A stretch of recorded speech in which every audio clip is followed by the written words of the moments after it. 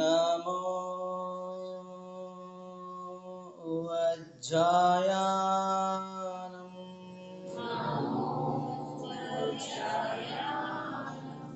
नमो लोये सवसाहोनम्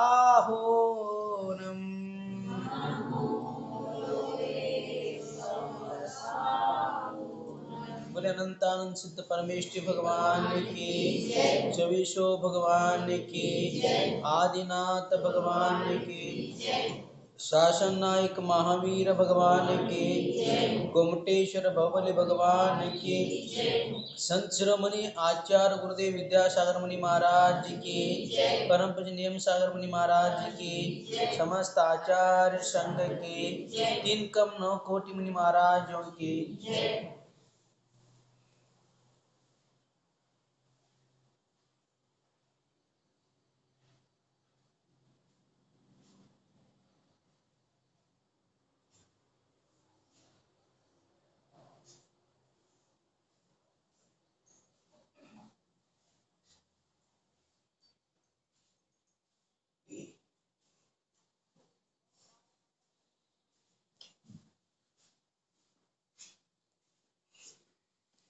इह विदितारो होयके प्रथम पढ़े जो पाठ, धन्य जिनेश्वर देव तुम नाशे कर्म जुआर, अनंत चतुष्टय धनी तुम्ही हो शिरतार, मुक्ति वधु के कंठ तुम तीन भुवन के नाथ, तेरु जग के पीडाहरम भवदलि शोषणहार, न्यायक हो तुम विश्व के शिव सुख के करतार, करता अग अधियार के करता धर्म प्रकाश, विरता पद दातार हो करता निज गुण रास, धर्मामृत उर जगदीशो ज्ञानवान तुमरो, तुम्हारे चरण सरोज को नामत जगभू, मैं वंदो जिन देव को करियति निर्मल भाव, कर्म बंध के छेदने और न कछु भाव, भजन को भव भूपते तुम्हें कारणहार, दीन दयाल नाथपति आत्म गुण भंडार, चिदानंद निर्मल कियो तुम धर्म जमीन, सरल करिया जगत में परिजन को शिव दे, तुवद पंकज पूजते विघ्न रोग टल जाय, शत्रु मित्रता को धरे विषनिर विषताता, चक्री कगधर इंद्रपद मिले आपते आप, अनुक्रम कर शिव पद लहे नेम सकल हरिपाप, ಚಕ್ರಿ ಖಗದರ ಇಂದ್ರಪದ ಅಂದರೆ ಏನ್ ಹೇಳ್ತಾ ಇದ್ದಾರೆ ಅಂತಂದ್ರೆ, ಜಿನೇಂದ್ರ ಭಗವಂತನ ಇದು ಹಿಂದಿನ ಶ್ಲೋಕ ಸಂಬಂಧ ಇದಕ್ಕೆ ಏನೈತೆ, ಪೂಜನದಿಂದ ತುಮಪದ ಪಂಕಜ ಪೂಜಿತೈ ಅಂದ್ರ ನಿಮ್ಮ ಪವಿತ್ರವಾದಂತ ಚರಣ ಕಮಲಗಳ ಪೂಜನದಿಂದ, ಹೇ ಭಗವಂತನೇ, ಹೇ ಜಿನೇಂದ್ರ ಭಗವಂತನೇ, ನಿಮ್ಮ ಪವಿತ್ರವಾದಂಥ ಚರಣ ಕಮಲಗಳ ದರ್ಶನ ಪೂಜನದಿಂದ ಚಕ್ರಿ ಅಂದ್ರ ಚಕ್ರವರ್ತಿ ಪದ, ಖಗದರ ಅಂದ್ರೆ ವಿದ್ಯಾಧರ ಪದ, ಇಂದ್ರ ಅಂದ್ರೆ ಇಂದ್ರನ ಪದ. ಇವು ಏನಾಗ್ತವೆ? ಮಿಲೆ ಆಪತೆ ಆಪ್, ಇವೆಲ್ಲ ಏನಾಗ್ತವೆ? ತನ್ನಿಂತಾನೇ ಸಿಗ್ತಾವೆ. ಇವತ್ತು ಬೇಡಲಿಕ್ಕೆ ಅವಶ್ಯಕತೆ ಇಲ್ಲ, ಬೇಡುವ ಅವಶ್ಯಕತೆನೇ ಇಲ್ಲ. ಇವೆಲ್ಲಗಳು ಕೂಡ ತನ್ನಿಂತಾನೇ ದೊರೆತಾ ಹೋಗ್ತಾವೆ. ನೀವು ಯಾವ್ದು ಬರೇ ಪೂಜನದಿಂದ ಸಿಗಂಗಲ್ಲ, ಮತ್ತೆ ಏನು ಬೇಕು? ಸಮ್ಯಕ್ ದರ್ಶನ ಸಹಿತವಾಗಿರಬೇಕು, ಸಮ್ಯಕ್ ದೃಷ್ಟಿ ಜೀವವಾಗಿರಬೇಕು. ಆ ಜೀವ ಪೂಜನದಿಂದ ಯಾರ ಸಮ್ಯಕ್ ದೃಷ್ಟಿ ಜೀವನಲ್ಲ, ಅವನು ವೀತರಾಗ ಭಗವಂತನ ಏನ್ ಮಾಡ್ತಾ ಇದ್ದಾನೆ? ದರ್ಶನ ಪೂಜನೆ ಮಾಡ್ತಾ ಇದ್ದಾನೆ. ಅವನಿಗೆ ಮಾತ್ರ ಯಾವುದೋ ಚಕ್ರವರ್ತಿ ಇಂದ್ರ ಪದ ಮತ್ತು ಏನಿಸ್ತವೆ? ವಿದ್ಯಾಧರ ಪದಗಳು ಪ್ರಾಪ್ತ ಆಗ್ತವೆ ಅಂತ ಹೇಳಿದ್ದಾರೆ. ರತ್ನಕರ್ಣ ಶ್ರಾವಕಾಚಾರದಲ್ಲಿ ಲಾಸ್ಟ್ ಸಮ್ಯಕ್ ದರ್ಶನದ ಮಹಿಮೆ ಮಾಡ್ತಾ ಮಾಡ್ತಾ ಲಾಸ್ಟ್ ಶ್ಲೋಕದವಲ್ಲ 37, 38, 39, 40, 41 ಅಲ್ಲೆಲ್ಲ ಇದು ವರ್ಣನೆ ಮಾಡಿದ. ಅಲ್ಲಿ ಏನು ವರ್ಣನೆ ಮಾಡಿದ್ದಾರೆ ಅಂತಂದ್ರೆ, ಚಕ್ರವರ್ತಿ ಪದ ಆಗಲಿ, ಇಂದ್ರನ ಪದವಾಗಲಿ, ಇವೆಲ್ಲಗಳು ಯಾವ್ದರಿಂದ ಸಿಗ್ತದೆ? ತೀರ್ಥಂಕರ ಪದವಾಗಲಿ, ಮೋಕ್ಷ ಕೊನೆಗೆ ಮೋಕ್ಷವಾಗಲಿ ಯಾವ್ದರಿಂದ ಸಿಗ್ತತಿ ಅಂತ ಕೇಳಿದ್ರೆ ವೀತರಾಗ ಭಗವಂತನ ದರ್ಶನ ಮತ್ತು ಪೂಜನದಿಂದ ಸಿಗ್ತತಿ ಅಂತ ಹೇಳಿದರು. ದೇವೇಂದ್ರ ಚಕ್ರಮೈ ಮಾನಮೇಯಮಾನಂ, ರಾಜೇಂದ್ರ ಚಕ್ರಮವನೇಂದ್ರ ಶಿರೋರ್ಚನೀಯಂ, ಧರ್ಮೇಂದ್ರ ಚಕ್ರಮದರೀಕೃತ ಸರ್ವಲೋಕಂ, ಲಬ್ಧ್ವಾಶ್ವಂತ ಜನ ಭಕ್ತಿ ಮುಪೈತಿ ಭವ್ಯ. ಅಂದ್ರೆ ಸಮ್ಯಕ್ ದರ್ಶನದ ಅಧಿಕಾರ ಕೊನೆಗೆ 41ನೇ ಶ್ಲೋಕದಲ್ಲಿ ಹೇಳ್ತಾರೆ. ಏನ್ ಹೇಳ್ತಾರೆ? ಇಂದ್ರನಿಂದ ಮತ್ತು ರಾಜನಿಂದ ಪೂಜಿಸಲ್ಪಟ್ಟಂತ ಪದ ಯಾವುದು? ಚಕ್ರವರ್ತಿ ಮತ್ತು ತೀರ್ಥಂಕರ ಪದ. ಅದು ಸಿಗ್ತಾವೆ. ಕೊನೆಗೆ ಮತ್ತೇನು ಸಿಗ್ತತಿ? ಲಬ್ಧ್ವಾ ಶಿವಂಚ, ಲಬ್ಧ್ವಾ ಶಿವಂಚ ಅಂದ್ರ ಶಿವಪದ, ಅಂದ್ರ ಮೋಕ್ಷ ಪ್ರಾಪ್ತಿ ಕೂಡ ಆಗತ್ತೆ ಅಂತ ಹೇಳ್ತಾರೆ. ಏನ್ ಬೇಕು? ಸಮ್ಯಕ್ ದರ್ಶನ ಮುಖ್ಯವಾದದ್ದು. ಇಲ್ಲಿ ಸಮ್ಯ ದೃಷ್ಟಿ ಜೀವಕ್ಕೆ ಜಿನೇಂದ್ರ ಭಗವಂತನ ಪೂಜನೆಯಿಂದ ಇವೆಲ್ಲ ತನ್ನಿಂದ ಸಿಗ್ತಾವೆ. ಬೇಡದ ಅವಶ್ಯಕತೆ ಇಲ್ಲ, ಬೇಡಲಿಕ್ಕೆ ಏನು ಅವಶ್ಯಕತೆನೇ ಇಲ್ಲ. ತನ್ನಿಂದ ತಾನೇ ಸಿಗ್ತಾ ಸಿಗ್ತಾ ಸಿಗ್ತಾ ಹೋಗ್ತವೆ. ನಾವು ಏನ್ ಮಾಡ್ಬೇಕು? ಭಗವಂತನ ಪೂಜನ ದರ್ಶನ ಮಾಡ್ತಾ ಹೋದ್ರೆ ಸಾಕು, ಅಷ್ಟೇ. ಅದರಿಂದ ತನ್ನಿಂದ ತಾನೇ ಎಲ್ಲ ಒದಗ್ತಾ ಹೋಗ್ತಾವೆ, ಒದಗ್ತಾ ಹೋಗ್ತಾವೆ. ಇನ್ನು ಸಮ್ಯಕ್ ದೃಷ್ಟಿ ಜೀವ ಎಲ್ಲೆಲ್ಲಿ ಹುಟ್ಟುದಿಲ್ಲ. ಅಲ್ಲಿ ಶ್ರಾವಕಾಚಾರದೊಳಗೆ ಏನ್ ಹೇಳಿದ್ರು? ಕೊನೆ ಸಮ್ಯಕ್ ದರ್ಶನದ ಮಹಿಮೆ ಹೇಳಿದ್ರು. ಸಮ್ಯಕ್ ದರ್ಶನದ ಮಹಿಮೆ ಏನೇನಿದೆ ಎಂಬುದನ್ನು ಹೇಳಿದ್ರು. ಇನ್ನು ಎಲ್ಲೆಲ್ಲಿ ಹುಟ್ಟುದಿಲ್ಲ ಅದನ್ನು ಕೂಡ ಹೇಳ್ತಾರೆ. ಎಲ್ಲಿ ಹುಟ್ಟುದಿಲ್ಲ ಸಮ್ಯಕ್ ದೃಷ್ಟಿ ಜೀವ? ನೋಡ್ರಿ, ಪ್ರಥಮ ನರಕವಿನ ಷಟ್ಭೂ ಜ್ಯೋತಿಷ ವಾನ ಭವನ ಷಡನಾರಿ, ಥಾವರ ವಿಕಲ ತ್ರಯ ಪಶುಮೇನೈ ಸಮ್ಯಕ್ ಉಪಜತ ಸಾರಿ, तीन लोक त्यों काल मायने दर्शन सो सुखकारी, सकल धर्म को मूल यही इस विना करणी दुखकारी. 6 ಗುರಾನಿ ಒಳಗ ಸಮ್ಯ ದರ್ಶನದ ಮಹಿಮಾ ವರ್ಣನೆ ಮಾಡುತ್ತಾ ಹೇಳ್ತಾರೆ. ಪ್ರಥಮ ನರಕವಿನ ಷಟ್ಭೂ ಜ್ಯೋತಿಷ್ ವಾನ ಭವನ ಷಡನಾರಿ. ಅಂದ್ರ ಪ್ರಥಮ ನರಕ ಅಂದ್ರೆ ಇನ್ನೂ ಸಮ್ಯಕ್ ಪ್ರಾಪ್ತ ಆಗೋಕ್ಕಿಂತ ಮೊದಲು ನೀವು ಆಯು ಕಟ್ಕೊಂಡಿದ್ರೆ ನರಕ ಇವ, ಪ್ರಥಮ ನರಕ ಬಿಟ್ಟು ಕೆಳಗ ಹೋಗುವುದಿಲ್ಲ. ಸಮ್ಯಕ್ ದರ್ಶನ ಆದ ಬಳಿಕ ನರಕ ಇವಂತೂ ಕಟ್ಕೊಳಂಗಿಲ್ಲ ಮನುಷ್ಯ. ಮೊದಲೇ ನೀವು ಕಟ್ಕೊಂಡಿದ್ರಿ ಒಂದು ಆಕಸ್ಮಿಕವಾಗಿ, ನಂತರ ಸಮ್ಯಕ್ ನಿಮಗೆ ಪ್ರಾಪ್ತ ಆಯ್ತು. ಅದರ ಮಹಿಮೆಯಿಂದ ನೀವು ಎಲ್ಲಿ ಬಂದ್ರಿ? 1ನೇ ನರಕ ಬಂದ್ರಿ. ಹೇಗೆ ಅಂತಂದ್ರೆ, ಸೈನಿಕ ರಾಜ್ಯ ಮಿಥ್ಯಾತ್ವದ ಅವಸ್ಥೆಯಲ್ಲಿ ಎಷ್ಟನೇ ನರಕಾಯವನ್ನು ಬಂದ್ ಮಾಡ್ಕೊಂಡಿದ್ದ? 7ನೇ ನರಕಾಯವನ್ನು ಬಂದ್ ಮಾಡಿಕೊಂಡಿದ್ದ. ಯಾಕೆ 7ನೇ ನರಕಾಯವನ್ನು ಬಂದ್ ಮಾಡ್ಕೊಂಡಿದ್ದ? ದಿಗಂಬರ ಮುನಿಗಳ ಕೊರಳದಲ್ಲಿ ಏನ್ ಹಾಕಿದ್ದ? ಧ್ಯಾನ ಕೂತಾಗ ಒಂದು ಸಾಯಿಸಿ ಹಾವನ್ನ ಹಾಕಿ ಹೋದ. ಅಂತ ಆ ಕೆಟ್ಟ ಭಾವನೆಯಿಂದ ತೀವ್ರವಾದಂತಹ ಸಂಕ್ಲೇಶ ಪರಿಣಾಮ ಕಾರಣದಿಂದ ಅವನು ಎಷ್ಟನೇ ನರಕಾಯುವನ್ನು ಬಂದ ಕಟ್ಕೊಂಡ ಅಂತ ಕೇಳಿದರೆ 7ನೇ ನರಕಾಯುವನ್ನು ಬಂಧಿಸಿಕೊಂಡ. ಪುನಃ ಅವನೇ ಶ್ರೇಣಿಕ ರಾಜನು ಯಾವಾಗ ಪಶ್ಚಾತ್ತಾಪದೊಂದಿಗೆ ಸಮ್ಯಕ್ತ್ವವನ್ನು ಪ್ರಾಪ್ತ ಮಾಡ್ಕೊತಾನೆ, ಸಮ್ಯಕ್ ದರ್ಶನವನ್ನು ಪ್ರಾಪ್ತ ಮಾಡಿಕೊಂಡ ತಕ್ಷಣ ಅವನಿಗೇನಾಗತ್ತೆ? ಏಳನೇ ನರಕ ಇವ 33,000 ರೂಪಾಯಿ ಹೋಗಿ 84,000 ವರ್ಷದ ಪ್ರಥಮ ನರಕದೊಳಗೆ ಬಂದು ಬೀಳ್ತಾನೆ. ಅಂದ್ರೆ ಸಮ್ಯಕ್ತದ ಮಹಿಮೆ ಇಷ್ಟ ಐತಿ ನೋಡ್ರಿ. 33,000 ರೂಪಾಯಿ ದುಃಖ ಭೋಗಿಸುವುದಿಲ್ಲಿ, ಮತ್ತೆ 84,000 ವರ್ಷ ದುಃಖ ಭೋಗಿಸಿ ಹೊರಗೆ ಬರುವುದಿಲ್ಲಿ. ನೋಡ್ರಿ ಎಷ್ಟು ಅಂತರ ಆಯ್ತು. ಏನು 1,000 ರೂಪಾಯಿ ಮೇಲೆ ಮತ್ತೆ 1,000 ಇಲ್ರಿ. ಒಂದು ಸಮುದ್ರ ನೀರ, ಒಂದು ಕೆರೆ ನೀರ ಅಷ್ಟ ಉಳಿತೀನಿ ಒಂದ. ಈ ಪ್ರಕಾರ ಇಲ್ಲಿ ಏನ್ ಹೇಳ್ತಾರೆ, ಪ್ರಥಮ ನರಕವಿನ ಷಟ್ಭು. ಪ್ರಥಮ ನರಕವಿನ ಅಂದ್ರೆ ಪ್ರಥಮ ನರಕ ಅಂದ್ರೆ ಮೊದಲನೇ ನರಕ ಗೊತ್ತಲ್ಲ, ನರಕದ ಬಿಟ್ಟು ಬೇರೆ ಕಡೆ ಹೋಗ್ಲಿಕ್ಕೆ ಸಾಧ್ಯವಿಲ್ಲ. ಪ್ರಥಮ ನರಕವಿನ ಷಟ್ಭು ಜ್ಯೋತಿಷ್. ಷಟ್ಭು ಅಂದ್ರೆ ಪೃಥ್ವಿಕಾಯ, ಜಲಕಾಯ, ವಾಯುಕಾಯ, ವನಸ್ಪತಿಕಾಯ, ಇವೆಲ್ಲ ಇವೆಲ್ಲ ಹುಟ್ಟಕ್ಕೆ ಸಾಧ್ಯ ಇಲ್ಲ. ಅಂದ್ರೆ ಇವ ಆಗೋದಿಲ್ಲ. ಪೃಥ್ವಿಕಾಯ, ಜಲಕಾಯ ಅಥವಾ ಏಕೇಂದ್ರಿಯ, ದಿವೇಂದ್ರಿಯ, ತ್ರಿಯೇಂದ್ರಿಯ, ಚತುರೇಂದ್ರಿಯ ಇವೆಲ್ಲ ಆಗಿ ಹುಟ್ಟುವುದಿಲ್ಲ.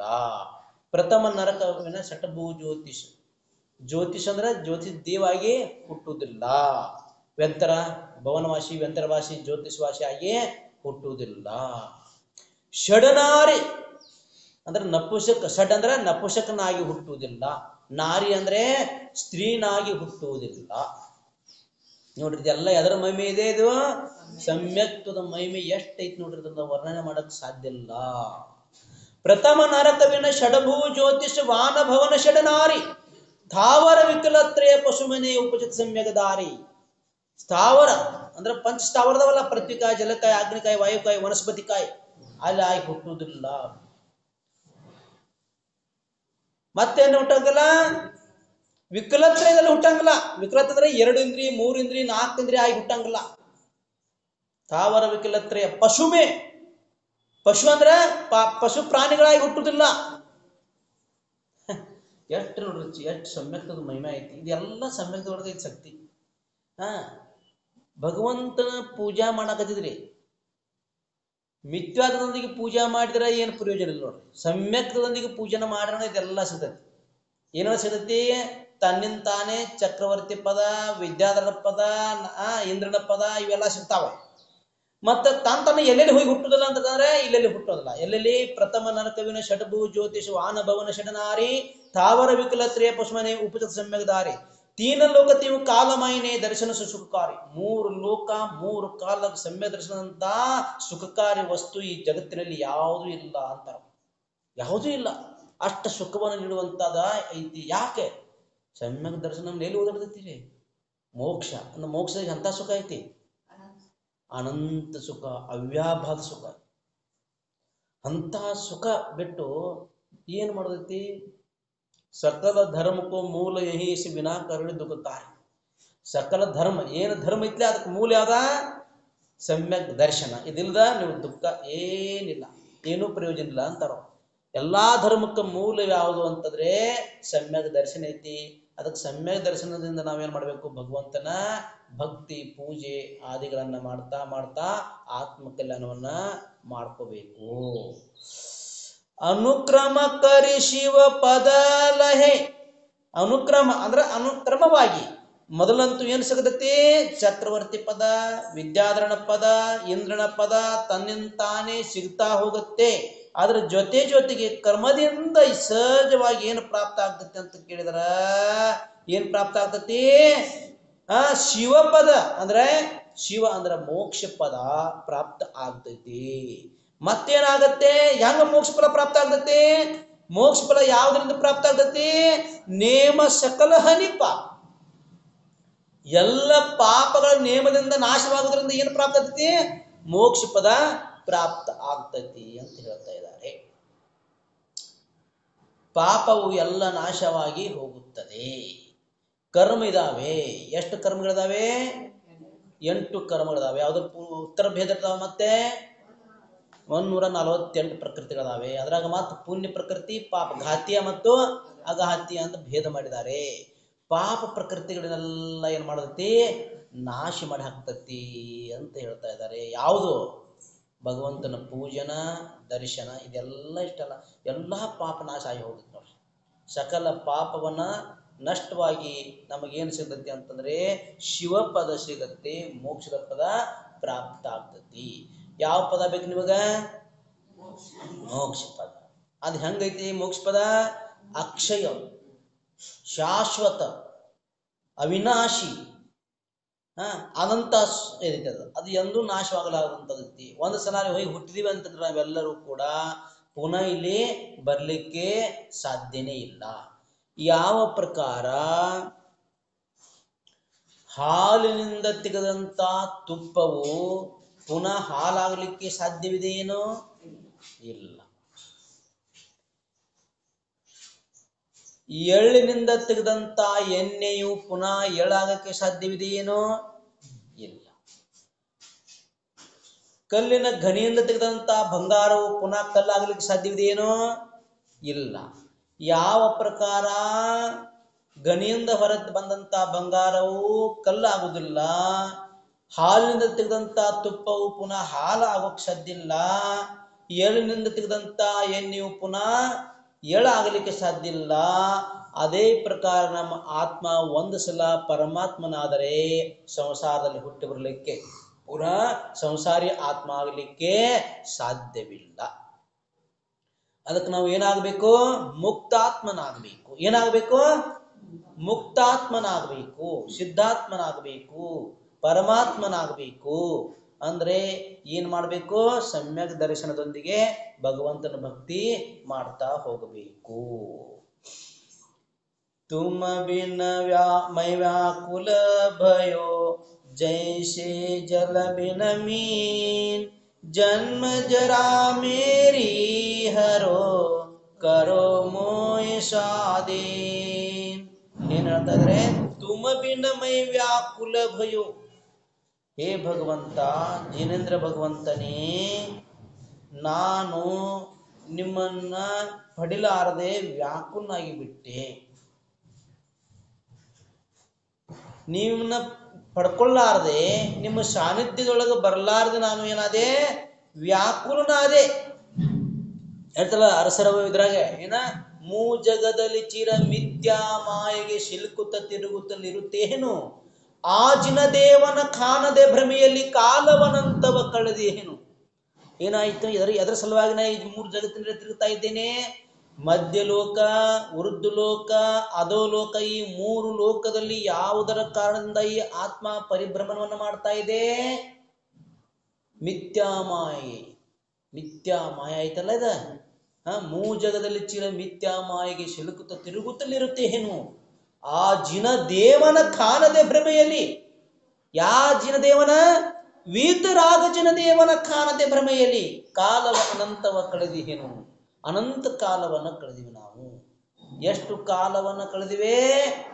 ಅನಂತ ಕಾಲವನ್ನು ಕಳೆದಿವೆ. ಯಾ ಭಗವಂತನನ್ನು ಕಾಣಲಾರ್ದೆ, ವೀತರಾಗ ಜನದೇವನನ್ನ ಕಾಣಲಾರ್ದೆ ಅನಂತ ಭವ. ಹೌದು, ಒಂದಲ್ಲ ಎರಡಲ್ಲ, ಎಷ್ಟು ಭವಗಳನ್ನು ಕಳೆದೆ ನಾನು ಅಂತ ಕೇಳಿದರೆ ಅನಂತ ಭವಗಳನ್ನು ಕಳೆದೆ ಭಗವಂತ ಅಂತ ಹೇಳ್ತಾ ಇದ್ದಾರೆ ಇಲ್ಲಿ. ಅದೆಲ್ಲ ಅದಕ್ಕೆ ಯಾಕೆ ಕಳೆದೆ ನಾನು? ಮಿಥ್ಯಾ ಮಾಯೆಗೆ ಸಿಲುಕುತ್ತ, ಬಾಹ್ಯ ಇದಕ್ಕೆ ಕ್ರಿಯೆಗೆ ಒಟ್ಟು ನನ್ನ ಸಮ್ಯಕ್ತಕ್ಕೂ ಅಂತರಂಗ ಪರಿಣಾಮಕ್ಕೆ ಯಾಕೆ ಬೆಲೆ ಕೊಡ್ಲಿಲ್ಲ. ಬಾಹ್ಯ ಕ್ರಿಯಾ ಆಡಂಬರಕ್ಕೆ ಬೆಲೆ ಕೊಟ್ಟೆ, ಮಿಥ್ಯಾ ಮಾಯೆಗೆ ಸಿಲುಕಿಬಿಟ್ಟೆ, ಮಿಥ್ಯಾ ವಶಭೂತನಾದ ನಾನು. ನಿಜವಾದಂತ ದೇವ ಗುರು ಶಾಸ್ತ್ರವನ್ನು ನಂಬಲಿಲ್ಲ. ನನಗೇನು ಸರಿ ಅನಿಸುತ್ತೆ ಅದನ್ನೇ ಮಾಡ್ತಾ ಹೋದೆ ನಾನು. ಅದಕ್ಕಾಗಿ ಏನಾದೆ? ಪರಿಭ್ರಮಣವನ್ನ ಮಾಡಿದೆ. ಎಷ್ಟು ಭವ ಕಳೆದೆ ಅಂತಂದ್ರೆ ಒಂದಲ್ಲ ಎರಡು, ಲೆಕ್ಕ ಮಾಡಿ ಹೇಳಕ್ ಸಾಧ್ಯ ಇಲ್ಲ, ಗಣಿತ ಮಾಡಿ ಹೇಳಕ್ ಸಾಧ್ಯ ಇಲ್ಲ. ಅನಂತ ಭವ ಕಳೆದೆ ಕಳೆದೆ ಕಳೆದೆ ಕಳೆದೆ. ಈಗೇನೋ ನನ್ನ ಏನಾಯ್ತು? ಭವ್ಯತ್ವ ಅಂದ್ರೆ ನನ್ನ ಪುಣ್ಯ ಉದಯದೊಳಗೆ ಬಂತು. ಈಗ ನನಗೇನು ಸಿಕ್ಕರು? ನಿಜವಾದಂತ ಆಚಾರ್ಯರುಗಳಂತ ಗುರುಗಳು ಸಿಕ್ಕರು. ನಿಜವಾದಂತ ದೇವಂತೂ ಸಾಕ್ಷಾತ್ ಸಿಗಲಿಲ್ಲ, ಆದ್ರೆ ಪರೋಕ್ಷಿಗಾದರೂ ಕೂಡ ಸಿಗ್ತಾ ಇದ್ದಾರೆ. ಷಷ್ಠಮ ಕಾಲದಲ್ಲಿ ಇದು ಸಿಗುದಿಲ್ಲ, ಪಂಚಮ ಕಾಲದಲ್ಲಿ ಎಷ್ಟಾದ್ರೂ ಸಿಗ್ತದೆ. ದೇವ ಗುರು ಶಾಸ್ತ್ರ ಸಾನ್ನಿಧ್ಯ ಕೂಡ ಸಿಗ್ತೈತೆ. ದೇವ ಸಾಕ್ಷಾತ್ ಸಿಗಂಗಲ್ಲ, ಗುರುವಿನ ಸಾನ್ನಿಧ್ಯ ಸಾಕ್ಷಾತ್ ಸಿಗತ್ತೆ. ಆದ್ರೆ ಷಷ್ಠಮ ಕಾಲದಲ್ಲಿ ಇದು ಯಾವ ಸಿಗ್ತಾವನ್ರಿ? ಏನು ಸಿಗುದಿಲ್ಲ ಷಷ್ಠಮ ಕಾಲದಲ್ಲಿ. ಈ ಪಂಚಮ ಕಾಲವು 3 ವರ್ಷ 8 ತಿಂಗಳ 15 ದಿವಸ ಇರುವಾಗ ಬೆಳಗ್ಗೆ ಏನಾಗತ್ತೆ, ಧರ್ಮ ನಷ್ಟ ಆಗತ್ತೆ. ಮಧ್ಯಾಹ್ನ ಏನಾಗತ್ತೆ, ರಾಜ ನಷ್ಟ ಆಗಿ ಹೋಗ್ತಾನೆ. ಸಾಯಂಕಾಲ ಏನಾಗತ್ತೆ, ಬೆಂಕಿ ನಷ್ಟ ಆಗತ್ತೆ. ಒಂದೇ ದಿನ ಮೂರು ಕೂಡ ಏನಾಗಿ ಹೋಗ್ತವೆ, ನಷ್ಟ ಆಗಿ ಹೋಗ್ತವೆ. ಅಲ್ಲಿ ಏನಿರಲ್ಲ. ಹೌದಿಲ್ಲ, ಏನು ಸಿಗುದಿಲ್ಲ. ಇನ್ನು ನಾವು ಏನೋ ಪುಣ್ಯ ಮಾಡಿ ಬಂದಿವೆ, ಕಮಿತ್ ಕಮ್ಮಿ ಈ ಪಂಚಮ ಕಾಲಲ್ಲಿ ಆದರೂ ಹುಟ್ಟಿವೆ. ಸಾಕ್ಷಾತ್ ಗುರುಗಳ ಸಾನ್ನಿಧ್ಯ ಆದರೂ ಕೂಡ ನಮಗ ಸಿಗುತ್ತಾ ಇದೆ. ಸಾಕ್ಷಾತ್ ಗುರುಗಳ ಸಾನ್ನಿಧ್ಯ ನಮಗೆ ಸಿಗುತ್ತಾ ಇದೆ. ಅದಕ್ಕಾಗಿ ಏನ್ ಹೇಳ್ತಾ ಇದ್ದಾರೆ ಅಂತಂದ್ರೆ, ನಾ ಭಗವಂತ ನಿಮ್ಮನ್ನು ಪಡಿಲಾರದೆ, ನಿಮ್ಮ ಸಾನ್ನಿಧ್ಯವೊಳಗೆ ಬರಲಾರದೆ, ನಿಮ್ಮನ್ನು ಪಡ್ಕೊಳ್ಳಾರದೆ ನಾನು ಏನು ಮಾಡಿದೆ, ವ್ಯಾಕುಲನಾದೆ. ಹೇಗೆ ವ್ಯಾಕುಲನಾದೆ ಅಂತ ಕೇಳಿದರೆ, ಜೈಸೆ ಜಲಬಿನ ಮೀನ್. ಯಾವ ಪ್ರಕಾರ ಮೀನೈತಿ ಅದು ಜಲವನ್ನು ಬಿಟ್ಟು ಇರಲಿಕ್ಕೆ ಸಾಧ್ಯವಿದೆಯೇನು? ನೀರನ್ನು ಬಿಟ್ಟು ಮೀನು ಬದುಕಲಿಕ್ಕೆ ಸಾಧ್ಯವಿದೆಯೇನು? ಇಲ್ಲ. ಆಕುಲು ವ್ಯಾಕುಲ ಆಗುತ್ತೆ, ದುಃಖಿ ಆಗುತ್ತೆ.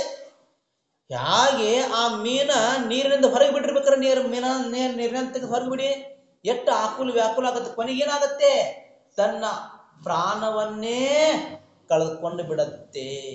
ಹಾಗೆ ನಾನು ಎಷ್ಟೋ ಭವದಲ್ಲಿ ನಿಮ್ಮನ್ನ ಪಡೆಯಲಾರದೆ ನಾನು ಆಕುಲ ವ್ಯಾಕುಲನಾಗಿ ಏನ ಮಾಡಿದೆ ಅಂತಂದ್ರೆ, ಪ್ರಾಣವನ್ನು ಬಿಟ್ಟೆ ಅನಂತ ಭವನ ಸಂಸಾರದೊಳಗೆ ತಿರುಗಾಡಿದೆ.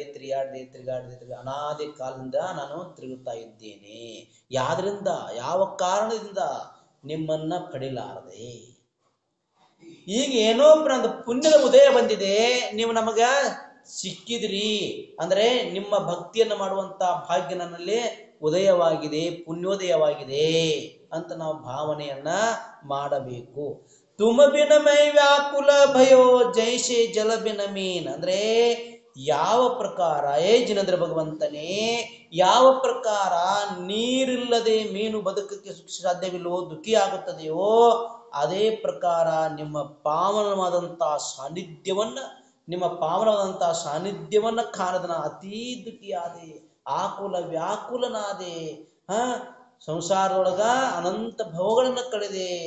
ಮತ್ತೇನ್ ಮಾಡಿದೆ, ಜನ್ಮ ಜರಾಮೇರಿ ಹರೋ. ಎಲ್ಲಕ್ಕಿಂತ ದೊಡ್ಡ ರೋಗ ಆತ್ಮನಿಗೆ ಅಂಟಿಕೊಂಡಂತ ರೋಗ ಯಾವುದು? ಜನ್ಮ ಜರಾ ಮೃತ್ಯು ಅನ್ನುವಂತ ರೋಗ.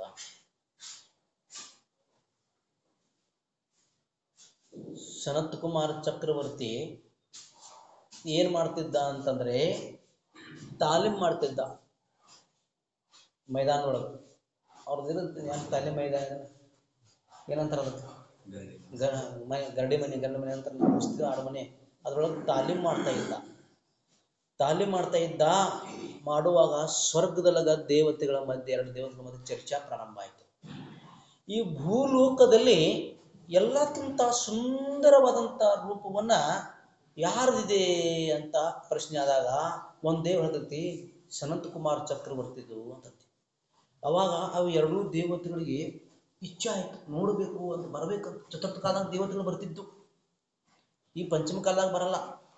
ಚತುರ್ಥ ಕಾಲ ಅವು ಎರಡೂ ದೇವತೆಗಳು ಎಲ್ಲಿ ಬಂದಿವೆ, ಇಳಿದು ಧರ್ತಿ ಮೇಲೆ ಬಂದುವೆ. ಎಲ್ಲಿ ಚಕ್ರವರ್ತಿ ತಾಲೀಮ್ ಮಾಡ್ತಾ ಇದ್ದಲ್ಲ ಅಲ್ಲಿ ಬಂದು ಆ ಮನೆಯಿಂದ ಕಿಟಕಿಯಿಂದ ನೋಡಿದಿವಿ. ಅವು ನೋಡಿದಾಗ ಅಂತ ಅದ್ಭುತವಾದಂತ ಸುಂದರ ರೂಪ, ನಾವೇನು ಚರ್ಚಾ ಮಾಡ್ತಿದ್ದೀವಲ್ಲ ಅದೇ ಪ್ರಕಾರವಾದಂತ ರೂಪ ಇದೆಯಲ್ಲ ಅಂತ ಅವರು ಇದನ್ನು ಮಾಡ್ಕೊಂಡ್ರು. ಅದು ಯಾರಿಗೆ ಕೇಳ್ತು? ಸನತ್ ಕುಮಾರ್ ಚಕ್ರವರ್ತಿಗೆ ಕೇಳಿ ಹೋಯ್ತು. ಅವಂತಾನೆ ನೋಡಿದ ಆ ದೇವತೆಗಳ ಕಡೆ. ಆ ದೇವತೆಗಳ ಮನುಷ್ಯನ ರೂಪ ಧಾರಣ ಮಾಡಿ ಬಂದಿದ್ರಿ.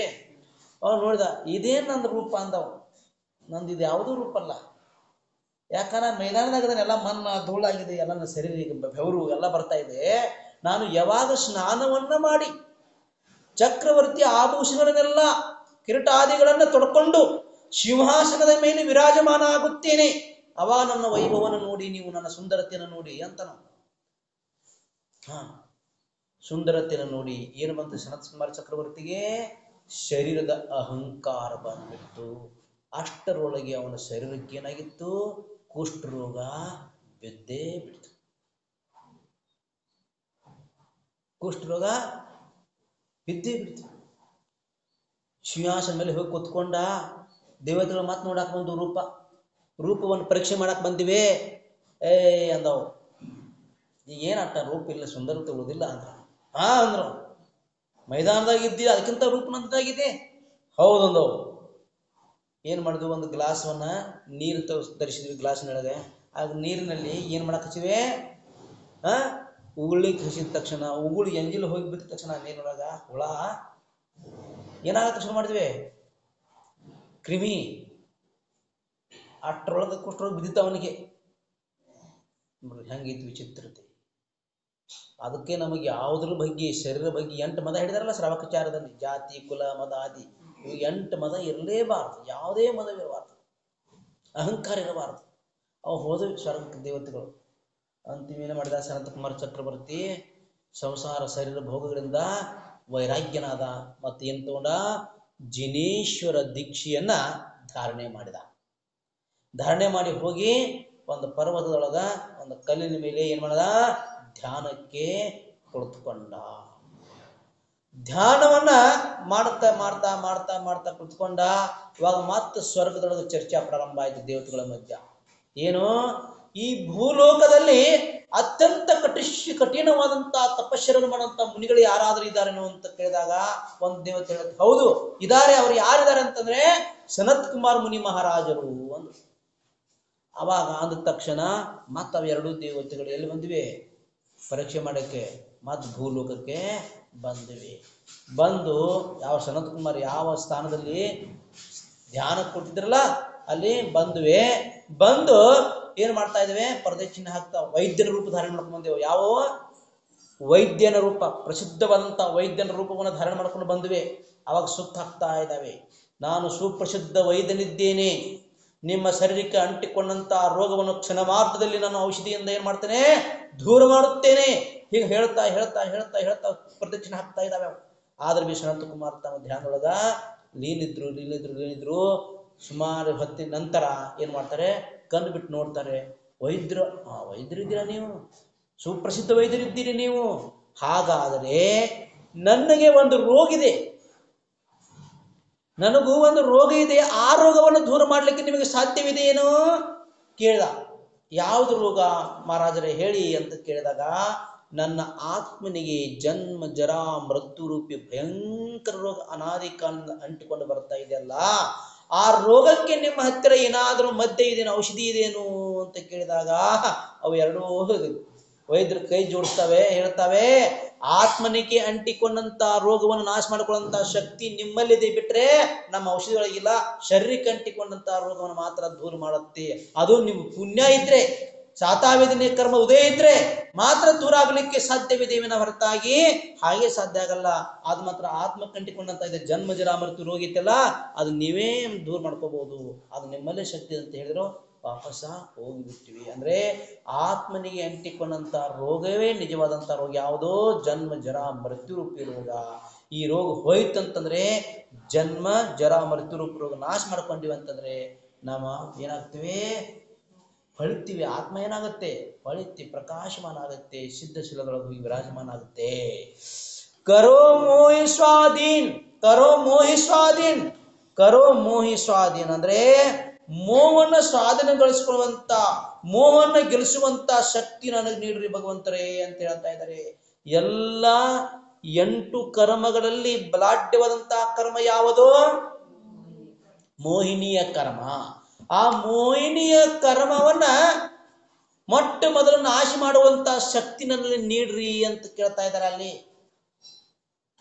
ಕರೋ ಮೋಹ ಸ್ವಾಧೀನ್ ಅಂದ್ರೆ ಮೋಹಿನಿ ಕರ್ಮವನ್ನ ಸ್ಪಷ್ಟ ಮೊದಲು ಏನ್ ಮಾಡ್ತೀವಿ, ನಾವು ನಾಶ ಮಾಡ್ತೀವಿ. ಘಾತ್ಯ ಕರ್ಮಗಳಿದಾವಲ್ಲ, ಯಾವ ಘಾತ್ಯ ಕರ್ಮ ಇದಾವೆ, ಜ್ಞಾನಾವರಣೀಯ, ದರ್ಶನಾವರಣೀಯ, ವೇದಿನೀಯ ಮತ್ತು ವೇದಿನೀಯ ಇಲ್ಲ, ಮೋಹಿನಿಯ ಮತ್ತು ಅಂತರಾಯ. ಅದ್ರೊಳಗೆ ಮೋಹಿನಿ ಕರ್ಮ ಏನ್ ಮಾಡ್ತಾರೆ, ಮೊಟ್ಟ ಮೊದಲು ನಾಶ ಮಾಡ್ತಾರೆ. ಅಂತ ದರ್ಶನಾವರಣ ಜ್ಞಾನಾವರಣ ಅದೇ, ಆ ಜ್ಞಾನಾವರಣ ದರ್ಶನಾವರಣ ಅದೇ ಆಗ್ತವೆ. ಹೇಳ್ತಾರೆ ತತ್ವಾರ ಸೂತ್ರದ ಕೊನೆಯಲ್ಲಿ, ಮೋಹಕ್ಷಾಚ ಅಂದ್ರೆ ಮೋಹಕ್ಷಯದಿಂದ ಜ್ಞಾನಾವರಣಿ ದರ್ಶನಾವರಣಿ ಅಂತರಾಯ ಕರ್ಮಗಳು ಏನಾಗ್ತವೆ, ನಾಶ ಆಗ್ತವೆ. ಅಂದ್ರೆ ಮೋಹ ನಷ್ಟ ಆಗ್ಬೇಕು. ಮೊಟ್ಟ ಮೊದಲು ಯಾವ್ದು ನಷ್ಟ ಆಗ್ಬೇಕು, ಮೋಹ. ಮೋಹದ ಕಾರಣದಿಂದ ನಾವೆಲ್ಲ ಈ ಸಂಸಾರದಲ್ಲಿ ಏನ್ ಮಾಡ್ತಾ ಇದೀವಿ, ಪರಿಭ್ರಮಣವನ್ನ ಮಾಡ್ತಾ ಇದ್ದೇವೆ. ನಾವೆಲ್ಲರೂ ತಿರುಗ್ತಾ ಇದ್ದೇವೆ ಅನಾದಿ ಕಾಲದಿಂದ ಸಂಸಾರದಲ್ಲಿ. ಯಾವುದು ಅಂತಂದ್ರೆ ಮೋಹ. ಮೋಹ ನಿಮ್ಮಲ್ಲಿ ಕಡಿಮೆ ಆಗ್ತಾ ಹೋತಂತ ತಿಳ್ಕೊಡ್ರಿ, ನೀವು ಬೇಗ ಮುಕ್ತಿ ಪಡ್ಕೋತೀವಿ. ಎಲ್ಲಿವರೆಗೆ ಮೋಹ ಕಡಿಮೆ ಆಗುದಿಲ್ಲ ಅಲ್ಲಿವರೆಗೆ ಮುಕ್ತಿ ನಮಗೆ ಹತ್ತಿರ ಆಗುದಿಲ್ಲ. ಮೋಹವನ್ನು ತೊರೆದಾಗ ಮುಕ್ತಿ ಸಿಗುತ್ತೆ. ಅದು 2 ಅಕ್ಷರ, ಅದು 2 ಅಕ್ಷರ ನೋಡಿ. ಅಲ್ಲಿ ಮೋಹ ಇದ ಮುಕ್ತಿ. ಮೋಹವನ್ನು ಬಿಟ್ಟಾಗ ಮುಕ್ತಿ ನಮಗೇನಾಗತ್ತೆ? ಪ್ರಾಪ್ತವಾಗುತ್ತೆ, ಸಿಗತ್ತೆ, ದೊರೆಯುತ್ತೆ. ಅದು ಎಲ್ಲಿದೆ ಅಂತ ಕೇಳಿದಾಗ, ಎಲ್ಲಿದೆ ಎಲ್ಲಿದೆ ಅಂತ ಕೇಳಿದಾಗ ನಮ್ಮಲ್ಲೇ ಇದೆ. ಮುಕ್ತಿ ಎಲ್ಲಿದೆ? ನಮ್ಮಲ್ಲಿದೆ, ನಮ್ಮ ಆತ್ಮನಲ್ಲಿಯೇ ಇದೆ. ಆದರೆ ಆತ್ಮನ ಸುತ್ತಲೂ 8 ಕರ್ಮಗಳು ಆವರಿಸಿಕೊಂಡಿದಾವಲ್ಲ, ಅದನ್ನೇನು ಮಾಡಬೇಕು? ದೂರ ಮಾಡಬೇಕು. ದೂರ ಮಾಡಿದಾಗ ಆತ್ಮನಿಗೆ ತನ್ನಿಂತಾನೇ ಮೋಕ್ಷ ಪ್ರಾಪ್ತ ಆಗತೈತಿ. ಬೋಲೆ ಹಂಸ ಮಹೇಶ ಧರ್ಮಕ್ಕೆ ಪ್ರಭು ದೇವ ಶ್ರೀತ ಜೋಶಿ ತಲವಾನಿ ಜನ ಜನ ಮನ के बल कूधोति अतः कहाती जिनवानी जयवंतो मां जग में कब तक जब तक सूरज चांद रहे शीश नवाते कर मारोहा अब तक हम विषयांत रहे अब हम ना विषयांत रहे। बोले जिनवानी माता की जय।